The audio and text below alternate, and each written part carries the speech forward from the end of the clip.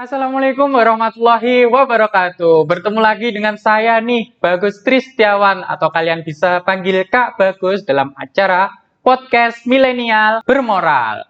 Dalam podcast kali ini tentunya saya tidak sendirian nih, ada teman saya yang nantinya akan menemani saya dalam podcast kali ini. Siapakah dia? Ini dia orangnya. Oke Kak Bagus, terima kasih banyak ya sudah diundang ke podcastnya.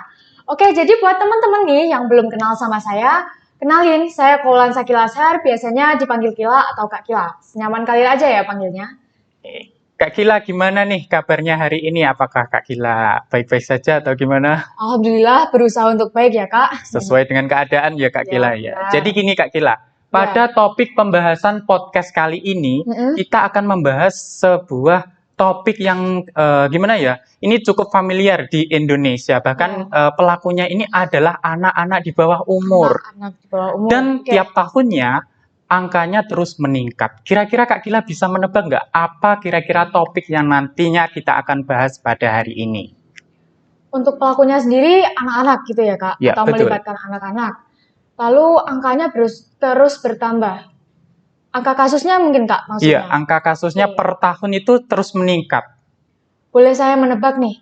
Pernikahan dini bukan sih? Iya, betul. Iya, Jadi iya. buat teman-teman yang menonton podcast ini, topik yang akan kami bahas adalah pencegahan pernikahan anak di usia dini. Jadi gini Kak Gila, menurut Kak Gila gimana sih pernikahan dini itu? Oke, kalau menurut saya pribadi nih, pernikahan dini kan udah kelihatan tuh dari namanya, pernikahan Betul. dini. Jadi, pernikahan yang pelakunya atau melibatkan anak-anak di bawah umur. Terus juga Kak, dari yang saya dengar tuh dari data-data yang beredar di internet, BKKBN itu udah kasih kayak peraturan kalau perempuan itu minimal usianya menikah adalah 21 tahun dan laki-laki sebanyak 25 tahun.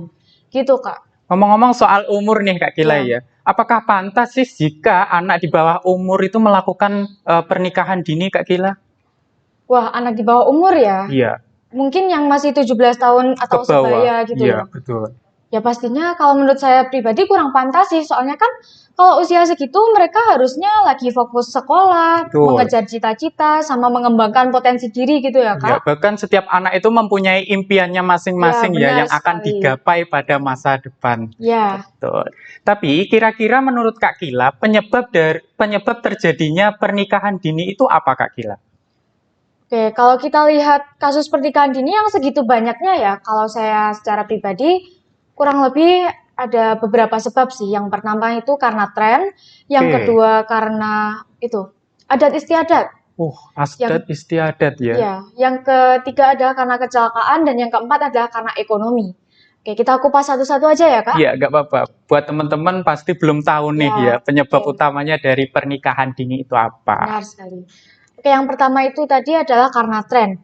Oke, kita semuanya pasti familiar ya sama aplikasi TikTok. Iya, betul. Ya. Bahkan saya juga pun pengguna aplikasi TikTok juga Kak Ya. Gila. Ini kejadiannya itu baru 2 minggu yang lalu kalau tidak salah. Saya saat itu lagi scroll TikTok lah seperti biasa. Kok tiba-tiba ada tren yang menurut saya agak, wah, mencengangkan tren ini tuh. Yaitu, kalau nggak salah nama trennya gini, 2006 jadi bayi, 2023 punya bayi. Bentar Kak Gila. Ya. 2006 sudah punya bayi. Iya, benar sekali. Kira-kira di umur segitu kan sekarang 17 tahun ya, Iya, bahkan seumuran seumuran kita berdua ya. Apakah pantas jika anak 17 tahun itu sudah memiliki seorang anak Kak Gila? Ya, kalau saya pribadi, saya melihatnya dari saya sendiri ya. Saya di umur 17 tahun ini bahkan masih belum stabil emosional saya, mental saya, dan juga bahkan masih belum sadar gitu loh yang benar-benar jadi tanggung jawab saya itu apa. Ya pastinya kurang enak aja dilihat dan juga kurang pantas sih Kak kalau menurut saya. Iya. Tadi ada tren. Ya. Yang kedua tadi ada adat istiadat ya Kak Gila. Kira-kira apa itu? Oke, saya pernah baca artikel di Google. Ini bahkan terjadi di provinsi kita sendiri, yaitu di Madura. Madura, Jawa Timur ya? Tetanggaan sama tetangga. Ya, agak jauh lah. Agak jauh, nyebrang pulau sedikit. Ya. Oke, di situ tuh suatu tradisi di mana kalau keluarga-keluarga itu punya anak cowok ataupun anak cewek, mereka akan seperti menjodohkan anak mereka dari usia yang sangat kecil dan bahkan dari balita juga, Kak. Jadi dalam istilah orang Jawa mengatakan dipacok-pacok nih, Iya, ket benar cilik sekali. ngono ya, Mbak. Iya. Ya. Jadi kalau menurut saya sih sebenarnya oke-oke saja kalau masih kecil atau masih balita udah rencana dijodohkan. Tapi kalau Asalkan menikahnya itu di usia yang pas, yaitu 21 dan 25 tahun itu. betul Sedangkan ini di Madura itu enggak, masih Kak. di bawah umur ya Iya, Kak Gila hitungannya ya. masih di bawah umur seperti 15 tahun, 17 tahun gitu. Oke, tadi ada tren adat istiadat. Istiadat. Yang ketiga tadi ada kalau nggak salah kecelakaan. Ini kecelakaan yang dimaksud kecelakaan bermotor atau berkendara gitu bukan ya Kak Gila ya? Bukan. Seperti itu konsep kecelakaannya. Maksudnya kecelakaan tuh gini, kita di 2023 ini bahkan sudah familiar sekali ya yang namanya pacaran. Oh, Ya. bahkan anak kecil SD pun sudah mengenal istilah Benar, pacaran ya Kak Gila ya. Oke, yang dimaksud kecelakaan di sini adalah mungkin si remaja-remaja itu pergaulannya kurang terkontrol ataupun bisa dibilang terjerat dalam pergaulan bebas dan vulgar. Nah, dari situ tuh bisa diketahui mereka gimana ya, kasarnya ngomong hamil di luar nikah lah. Nah, hamil di luar nikahnya ini Kak yang disebut kecelakaan. Oh gitu. Karena hubungan ataupun pergaulan mereka yang kurang gimana ya, kurang diawasi ataupun kurang baik saja gitu. Oke, Kak Gila tadi ngomong soal pacaran nih. Iya. Saya ada salah satu kasus. Ini terjadi di Jawa Tengah kalau nggak salah ya. Gimana, Kak, kasusnya? Coba Terjadi cerita. pada COVID-19 dulu, iya. sekitaran tahun 2021, di mana ada anak cewek ini ketemuan sama anak laki-laki dan mereka itu kenalnya itu lewat aplikasi, itu lewat media sosial ya Kak. Iya. Nah, mereka berdua lalu ketemuan. Nah, apa yang terjadi? Coba. Yang Gimana, Kak? terjadi si cewek mendapatkan perlakuan yang yang tidak baik, yaitu pemerkosaan yang Ya dilakukan Allah, oleh anak kasihan. laki-laki. Ya. Tentunya miris ya Kak Gila ya, apalagi benar sekali. menimpa anak di bawah umur. Ya itu tadi juga menjadi salah satu contoh kecelakaan yang dimaksud jadi penyebab pernikahan dini. Soalnya kan, mohon maaf ya, kalau sudah terjadi pemerkosaan atau pelecehan seksual ini kan kemungkinan besar korban juga akan hamil nih. Nah, alasan karena kehamilannya itu bisa menjadi pemicu atau penyebab dari pernikahan Terjadinya dini. pernikahan Iya, dini. benar banget, Kak. Betul. Oke, terus Kira yang terakhir nih. apa? Yang terakhir itu tentang ekonomi. Oke. Yang maksudnya ekonomi itu gini, kan beberapa orang itu menganggap ya kalau anak sudah menikah itu sudah tidak menjadi tanggungan keluarga. Betul, betul. Oleh karena itu, beberapa orang tua itu segera menikahkan anak mereka di usia yang masih sangat muda atau bisa dibilang remaja, biar gini, kasarnya mereka kayak lebih berkurang aja gitu beban yang harus dinafkahi. Tapi sebenarnya kalau menurut saya sih nggak sama sekali ya. Bahkan malah menimbulkan menambahkan masalah ya Kak Gila ya. Menimbulkan masalah baru, soalnya kan sama-sama remaja nih. Betul. Tapi mereka menikah dan belum paham nih tentang kewajiban sama tanggung jawab masing-masing. Ya pastinya akan memperburuk keadaan ekonomi mereka sendiri juga sih. Nih buat kalian anak-anak remaja atau anak di bawah umur, batasi pergaulan kalian. Emang bergaul itu tidak dilarang, tetapi kalian harus bisa memilih-milih lah teman yang baik dan teman yang buruk. Yang nantinya gimana ya, tidak akan terjadinya Ya biar akibat yang tidak fatal gitu terjadi ya. hal yang tidak diinginkan yang seperti disebutkan tadi, seperti pergaulan bebas, lalu kehamilan di luar nikah, dan bahkan pelecehan seksual. Jadi hati-hati ya teman-teman. Oke. Tadi ngomong soal penyebab ya. Ya. Lanjut ke dampak. Nah, dampak dari pernikahan dini itu apa Kak? Kira-kira. Mungkin teman-teman yang ada di rumah yang menonton podcast ini masih belum tahu dampak yang diakibatkan oleh pernikahan dini. Kira-kira apa Kak Gila? Oke, kalau dampaknya sendiri itu ini mencakup pihak perempuan ataupun pihak laki-laki. Jadi dua-duanya kena, nggak ada ceritanya kalau yang rugi kan ceweknya aja enggak ya. Tapi si cowoknya juga rugi ya nantinya. Dan bahkan jika si ceweknya itu dalam keadaan hamil, si anaknya itu juga bisa menjadi korbannya loh. Oke. Maksudnya gini, dari dampaknya itu saya bisa melihat secara umum ya, itu ada 3 dampak.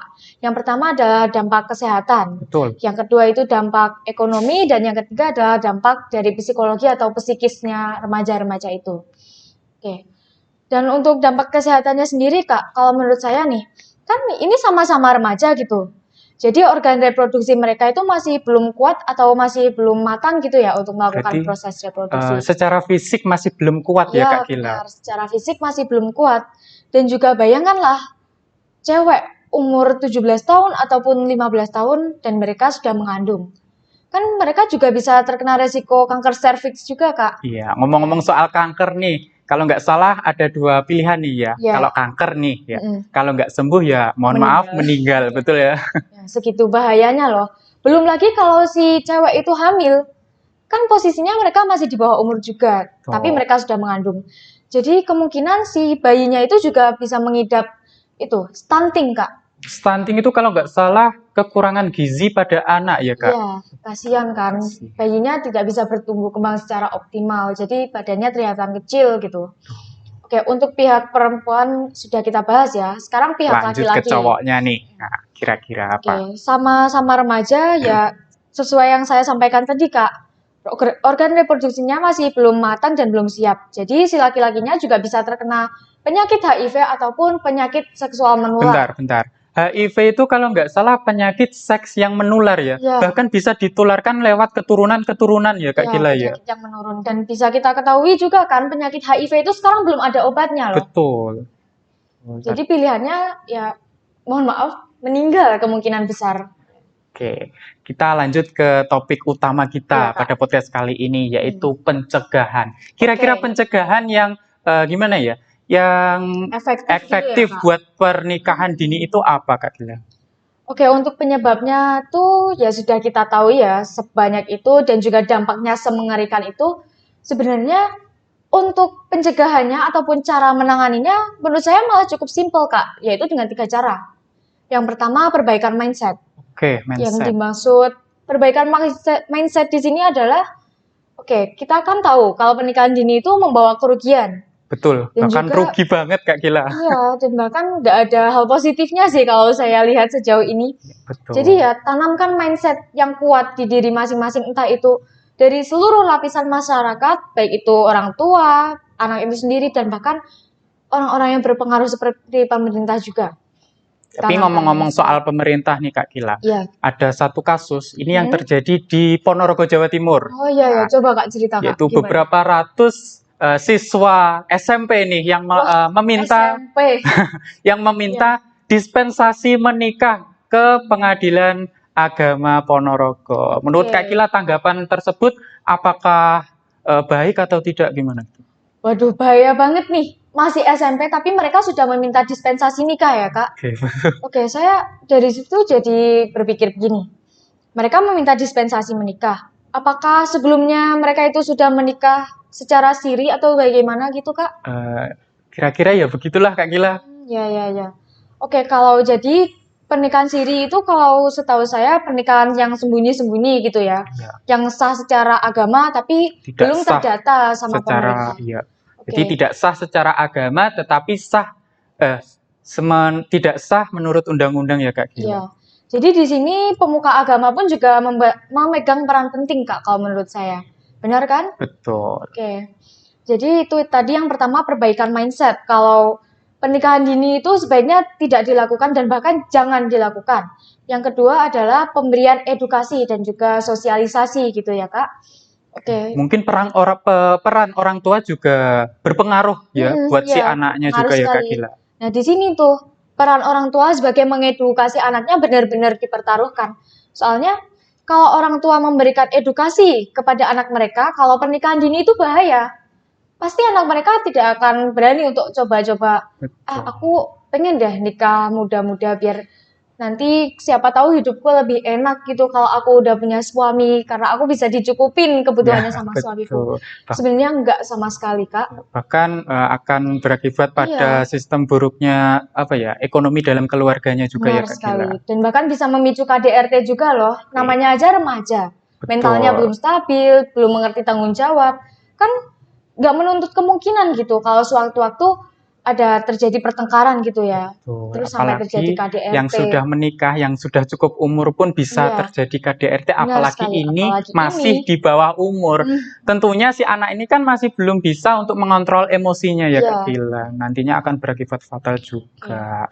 Dari topik pembahasan pada kali ini, kira-kira Kak Gila bisa menyimpulkan nggak apa sih pencegahan pernikahan dini itu secara baik dan efektif? Oke, jadi kesimpulannya nih kalau menurut saya pribadi, sebenarnya pernikahan dini itu nggak akan terjadi kalau kita semua sadar betapa pentingnya menjaga generasi-generasi bangsa kita dengan cara memperbaiki mindset kalau pernikahan dini itu salah. Yang kedua, menanamkan edukasi sedini mungkin. Dan yang ketiga adalah menanamkan keimanan dan ketakwaan pada diri masing-masing. Oke. Betul. Soalnya kan bisa dilihat Kak, agama mana sih yang nggak membawa pada kebaikan? Betul. Bahkan semua semua agama itu memberikan suatu pemahaman tentang kebaikan juga ya Kak Gila. Iya benar sekali.